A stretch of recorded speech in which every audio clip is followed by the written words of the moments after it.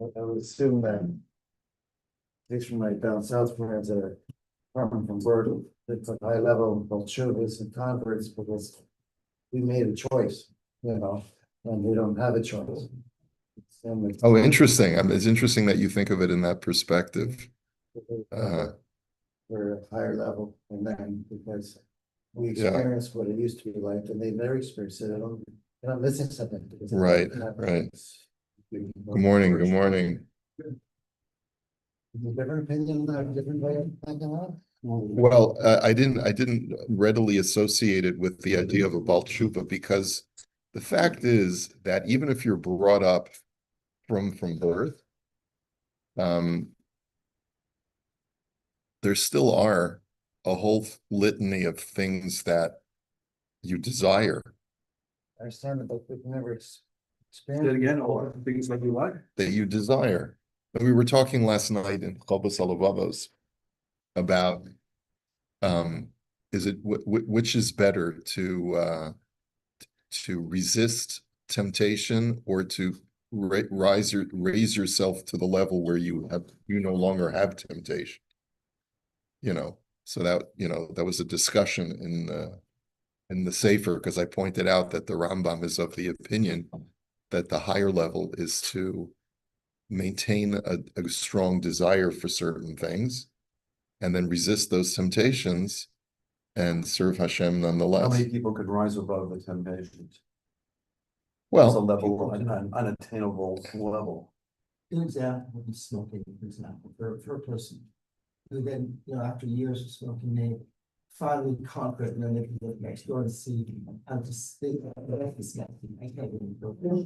I can never go back to that. Yeah, They've gone over that. Right. And never will go back to this type of thing, but then there's the constant, like, other temptations where people will never stop.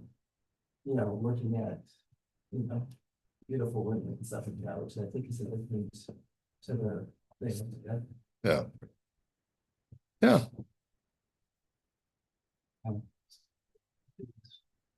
I'll bring it back. I'll bring it back. Yeah, yeah. I So, think the other one is unattainable. Uh-huh. You're right, it depends, it depends what the vice is. It depends what the temptation is. And we go through different stages in life. Like I can look at beautiful women today and not have the same. Once you get in your 60s, you look at these girls as your grandchildren or your children, and you don't have the same what else? Okay. Anyway, so to switch gears, what we were talking about yesterday is what is the level of responsibility of your family members when you take something in for safekeeping. Okay. So we were talking, this is based on, I think he said it started off with the tshuva from let's see, it was actually a Gemara, and a person gave stuff over to his mother to help watch over. And as long as the shomer swears that the money, that both the mother and the shomer have to take oaths in Beis Din, and that they can exempt themselves if they say if the item got lost. And mikana talamed shahashomer shemasir pikadon leishto v'livnei veso v'hodian shehu pikadon v'lo shamu kederech hashomrim shehin chayavin l'shalom l'bala pikadon u'bala bayis pater. That from here you derive that if a shomer gives over an item that he is accepted for safekeeping, for bailment, and he gives it over and he tells his family members, we've been asked to be bailees on these things. He says, if the family member was aware that this was something they were responsible for and they neglected to watch it properly, then they will be liable. And the shekol hamafkir al das ishto v'chule. That because then when you give something over to someone else for safekeeping, it's understood that they may substitute a family member over themselves when they have to go out to work and the like. So Uposak Moran Shulchan Aruch Bahalacha Chaf Aleph Kol HaMafkid Eitzel Balabayis Ben Kalim Ben Mos Hadas Ishto B'nei Beis Hagdolim HaMafkid. Same language, and he quotes Rashi. He says, "Vahatamhu the Adam Yodea Deina Nifkad Yacholios Tamid Beveso Lishmor Pikdona." It's Rashi explains that the reason is because any reasonable person understands the guy that you asked to watch this can't be at home 24/7. He's invariably going to leave the house at some point. And ve'heviu sham hasma b'sifkat lamed halafayin sham. Okay, now he's really just running through the different opinions. So he says,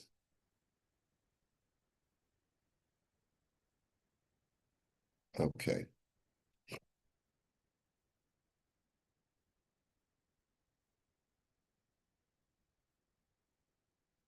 I'm not sure if it makes sense for us to continue going through these notes, but okay, fine. So see, he's basically brought the entire sugya and just presents all of the sources. Let us go on to the next case. Din shoel katan, a minor who borrows an item. Katan sheshoel kli mishechenav v'nit kalefa kli be'et hashimush bo. A minor borrows some kind of utensil. It gets something is well. I think it means it gets scratched when he's using it. So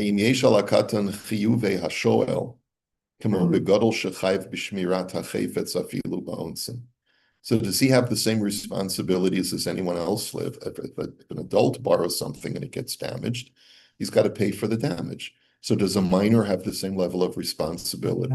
So the answer is katan sheshoal ein alav chiyuv shoel. So the answer is that no, he does not have, by definition, a katan is not someone who's expected to be responsible with property. Okay, and therefore, if you lend something to a minor, you do so at your own risk because you can't expect a child to act responsibly.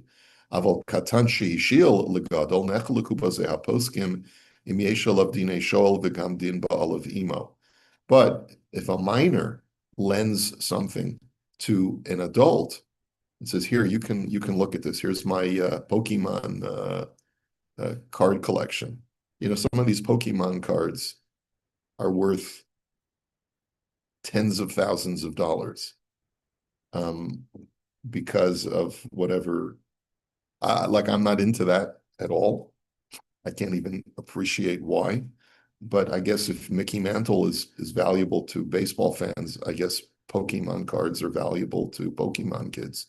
So he gives over his Pokemon card to a guy to look at it, and the adult is negligent with it. So the poskim debate whether the person who's looking at the card actually has the law of a shoel, because really, when the minor, did he really have sufficient cognition to lend it to the guy or not? And also it's a debate whether if the child is present. We say when the owner of the object is present with you and a mishap occurs, so then the borrower is going to be exempt. But is the minor considered to be present? That's the question. And so he brings the makar of the din. He quotes the Pischei Tshuva, who writes, "Pashut she'ein katan bar chiyuv afilu mazik butter." It's clear that a minor does not have any level of obligation, even if he causes damage. Remember, we learned about this before, and we said that even a parent cannot be held halachically liable for the damage their child causes. However, at the same time, most communities have a convention that parents accept responsibility for their children's acts of damage. Mihu kolzman shehachefetz be'en lahachzer kedin gezel.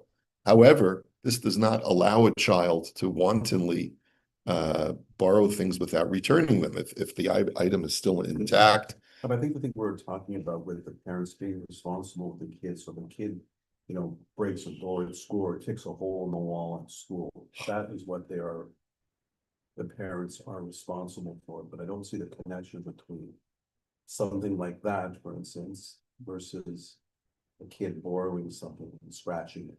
That was the word niskale, that was the word. I don't remember. Yeah, it's niskalef, but I'm not sure if I translated it correctly. Let me just make sure that that's what the word nitkalef means. Like there's a difference between a kid not being a bardas versus kid damaging something in a school or in shul or someone's house. Borrowing, everyone's damaging everything. Right. Well, Nitkalef literally means peeled. So that's why it just didn't make sense. But the point is, it could also be a typo. It could mean nitkal, that it becomes damaged, or in some way something happens to it. Anyway, but you're right. Maybe there is a difference, but I think it's the same argument, though. Just like a child, it cannot be held liable for damages. He cannot be considered a true shoel, so that if something bad occurs to it by accident, he can't be held liable. In other words, the fact that I lent it to a child, it's unreasonable for me to hold that child responsible. The Hevi Sham, so the Pischei Tshuva brings that there are others who disagree.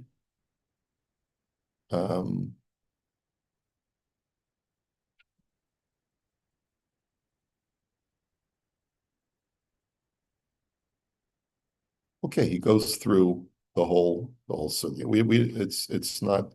It's a little bit more technical. Okay, but in any event,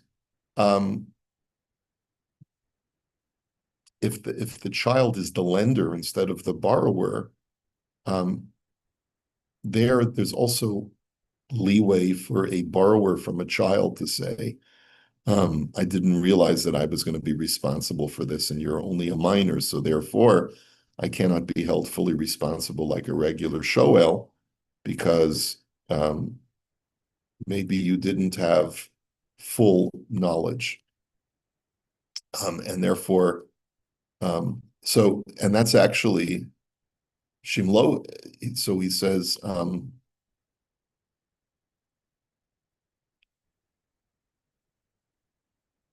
the Hevi Sham Shebemachne Efran Hilchos Shomer B'Sim Kosav B'Pashtus Shechayiv Kishoel Migadol. That a minor is liable as a shoel. He brings another opinion, because it doesn't say but when it comes to the laws of borrowing in the Torah, it doesn't say ish to exclude a minor. Okay. the minors are put in almost every scenario for everything. Yeah.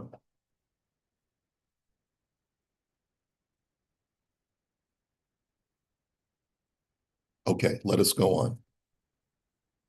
Sha'al say for Lima Venizog Beis Hashimush, if a person borrows a book and the book gets damaged while he's using it.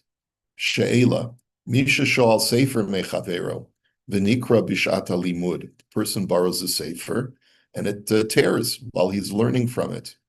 O Shesha'al, O Shehiskir Rechev, or he borrows or rents a car. Uvishat Hanasia Hit Potzeitz Hatsamig. And while he's traveling, the tzamig explodes. So what is a tzamig? I got to start learning all these words. Otherwise, I'm going to be in real trouble. It's your tire, your wheel. The tire. Thank you. The tire. Yeah. The tire blows. The tire blows, and you get a flat. Osha harechev nizok machmat hateona shekartalo b'derech nesiato, or the car is damaged as a result of some kind of collision or accident. Ha'im hashoelo hasocher chayavim l'shalim avor hanezek shenigram o piturim mitashlam kedin mesa machmas malacha. So, when a person borrows a car or borrows a sefer and it tears, in other words, the question is this called mesa machmas malacha or not? It's in the normal course of use, there's invariably going to be wear and tear on items that you borrow.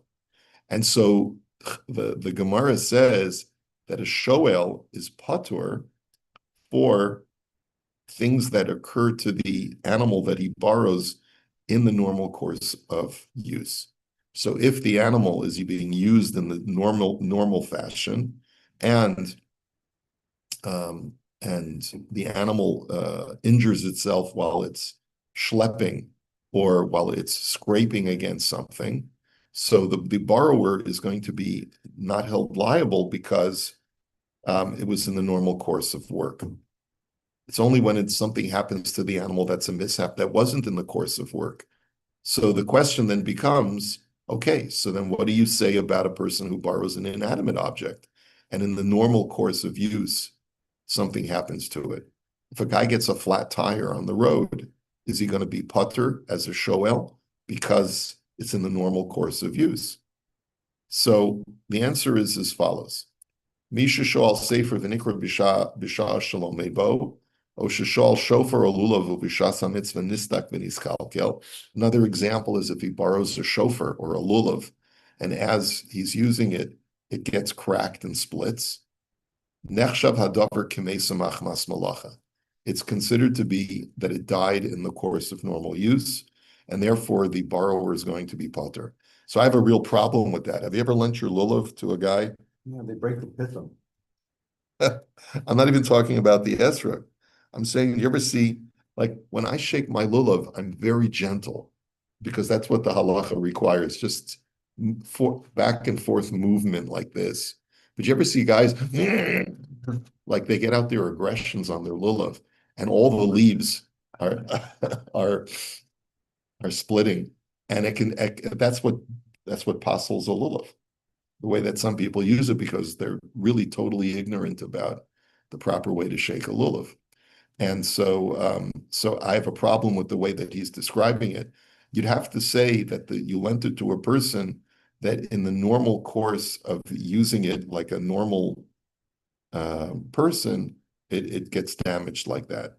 So yesh omrim shepater al hanezek shenigram keven she'ein dino shel hashoel chayfetz l'tzarech mitzvah kedin shoel hischayv ba'onsin. Now some say that in truth, if you're borrowing an object with which you're going to do a mitzvah, such as a sefer, a shofar, or a lulav, the reason why you're pater is not because it's meisa machmas malacha, but rather because when you borrow something for a mitzvah, we go easy on you when something happens to it in the normal course of its use. But he says, "V'chein hashol rechav o hasor rechav, kevin shahanezek nasa machmas hamalacha enam chayamim al hanezek shenigram." But borrowing a car, though, he says, where there's no necessarily a mitzvah involved, many poskim say that you're going to be pater if the mishap occurs in the normal course of driving, which means if you blow a tire, and as a result of blowing the tire, you swerve and the car hits a guardrail and you end up damaging the fender, and you damage the body of the car. So the poskim will say that in that case, there was no negligence on the part of the borrower. Not only was there no negligence, but in the course of normal use, the tire blew out, which could have happened to anybody who was driving the vehicle. In other words, you'd have to make the argument that I wasn't doing anything irresponsible, and it's really hard to prove that, by the way. A guy's driving, and especially in weather like this, I would imagine that tires could blow more easily. I'm not sure. Can a tire blow more easily in the cold? Well, the heat more. No, it's brittle. Snow tires are supposed to. Maybe the metal's more brittle. I don't know about the tire. So this has to be qualified. Making a differentiation between doing it for a mitzvah and versus not doing it for a mitzvah. Anyway, it's a mitzvah because, I'm lending your car so you can go do Shabbos, food for Shabbos. Or I'm taking an old man to the hospital, I want to borrow your car. You can always come up with a reason why everything's for a mitzvah. It's always. Yeah, but sometimes you're not doing a mitzvah. Sometimes you're borrowing a car so that you can drive to New York to visit your family, or to go shopping to Buffalo, and you need a car. So your friend says you can borrow my car for the day. Okay. So his argument here is that even if it's not for a mitzvah, the many poskim argue that if it's in the normal course of use, you're going to be potter. It does happen also that there could be some kind of major accident that happens on the road, which one of these chain reaction accidents where a whole bunch of cars are involved, and there was nothing that I as a driver could have done to avert the collision that occurs because it was one of these pileups, right? Okay. I guess the determination is difficult. If it's Mesa Machmas Malacha, how do you determine that? I think it's difficult. I think it's difficult to make that case when you're borrowing a car. Certainly, if you park the car on the street and someone plows into it, and it's your friend's car that was damaged, then that's not called Mesa Machmas Malacha, because you're not in the course of using the item. Whatever you're parking in a parking zone. Not supposed to park in a field. And then what happens? Somebody has the car. You shouldn't park the car that your friends have. Well, then for sure you're going to be liable. In other words, if you're borrowing the car, you're going to be liable. If you did anything that made the car more susceptible to damage, then that's even if you're a renter, you're going to be liable for that. By the way, in car rental agreements, the default is you're liable for all damage howsoever caused. If you want to protect yourself from blown tires and collisions and these, whatever, you buy extra damage waiver insurance, you pay for that. But even then, if you drive like a Meshuggah now over bumpy roads and go crazy and stuff and you blow your tire, you've caused the tire. It's not because of ordinary wear and tear, and the waiver wouldn't apply. Right, gonna know that. But how do they prove I it? don't know. Maybe, If there's a camera. cameras, or you're driving toward a tornado and you have tornado insurance, right? You decide to do like Twister, drive and see the tornado close, the car gets damaged. Nothing will cover that. You're gonna be dead. Because you caused the damage, the tornado didn't cause the damage. Yeah.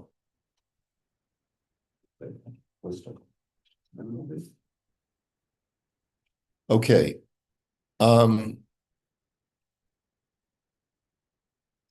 So what is the basis of this? So he quotes Siman Ayin Bey's Choshen Mishpat Sivkat and Chaf Aleph. Shehevi L'divrei Haran b'tshuva b'simin yotes shekasav sheshol sefer potter me onsen. That if you borrow a sefer, you're going to be potter from ones that occurs to it if it got damaged in the normal course of use. The Shach quotes it, "V'taimo she'en kol hana shel hashol mishum demashel nami mitzvah kaved." And the reason is that when you're lending a sefer, so this is a different reason, not having to do with the laws of she'ela. It's got to do with the fact that when I lend you something to do a mitzvah with, I benefit also. And the whole concept of why a shoel has a high level of obligation is because he's the one who's benefiting, and the lender is not benefiting at all. And therefore, the borrower's level of liability is that much greater. So the argument that he wants to make is that if I'm benefiting from you borrowing my item, so then you're no longer a shoel because we're both benefiting. And when we're both benefiting, the level of liability of the person borrowing is reduced. And therefore, v'nehena mipruta de Rav Yosef. And you're getting hana'ah from the pruta of Rav Yosef, which is a terminology that the Gemara uses, I guess, from the benefit that a person would pay. How much would you pay for someone to do a mitzvah with your items? The kasav hashach shelafize l'das haposkim kiraba gam shol sefer Torah chayv ba'onsen l'Rav Yosef, but that's a subject of disagreement. He says because when you borrow a sefer Torah, you would be liable for ones. The hevi b'sefer b'simin Dine Picadum Os Nentes Vehir Shamal Divrei Sos Shalo Kasav Kain. Oh, he's getting very, very complicated, and he's only really citing the you know, the Rashi Prakim. But let me just see if we can find in the Aruch HaShulchan in Siman Ayin Beis. Let's see if he discusses this issue in any greater extent. Okay, hold on just one second.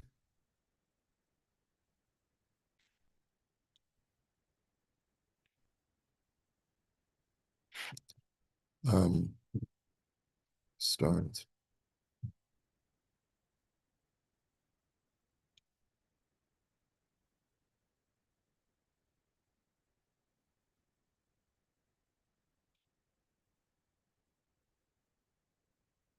Hilchos Halva'a. I think he must be misquoting Siman Ayin Beis.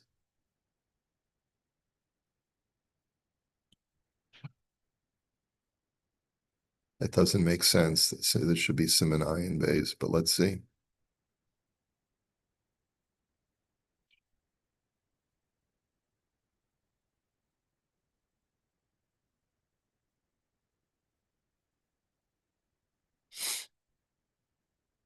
Yeah, he's misquoting the source.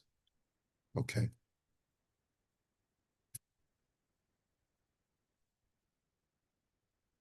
Yeah.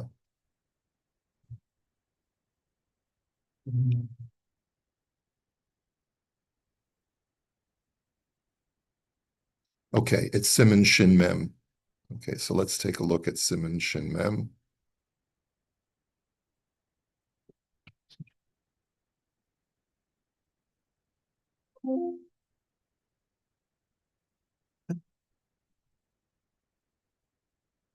Here, Hilchos She'ela. That makes more sense.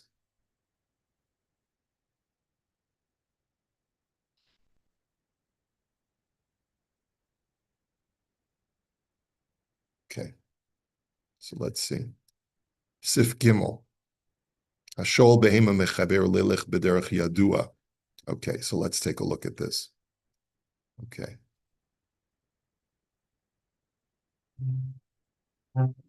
So the Shulchan Aruch states as follows. Hashol behema mechavero lelech derech yadua. Guy borrows an animal from his friend to travel, it's like a car rental back in the old days. You borrow a donkey from your friend to take it to help you travel to a certain known destination. Ubo alav listim ba'osa haderech o chayos raos ve'ansuha mimenu. And so either bandits or a wild animal attacked him, and they took the animal away. Chashiv shapir mesam achmas malacha. That's considered to be that the animal died in the normal course of the use of the animal. So this has nothing to do with the mitzvah now that he started off with. This has to do with the whole idea of the fact that this is the normal course of use. In the normal course of use, anything can happen on the road. And as a result of that, the person's liability is going to be limited if he didn't do anything irresponsible. It's like if I drove a car that I borrowed from my friend in Israel and I drove it into Area A in the West Bank, that's negligence, right? Because if guys come and they start banging on the vehicle and damaging it and taking baseball bats to it, it's like driving into Harlem in the middle of the night. You don't do that, okay? But if it's a normal road that people regularly go on, and some kind of mishap occurs, or there's flash flooding, or some other kind of thing that happens that brings damage to the car, I can't be held liable for that because that's the normal course of use. And especially that's especially true if I informed the person I was borrowing the vehicle from that I'm driving up to Tzfat, right? And and no one is aware that there's anything dangerous on the road. Or terrorists could come, God forbid, and start shooting up the car. These are normal courses of things that happen on the road. Or if there's a tire blowout, that would be the same kind of idea. Okay, we'll hold it here. This is worth examining as far as level of liability for car rentals. Have a great Shabbos, everyone. Shabbat shalom. Shabbat shalom. That's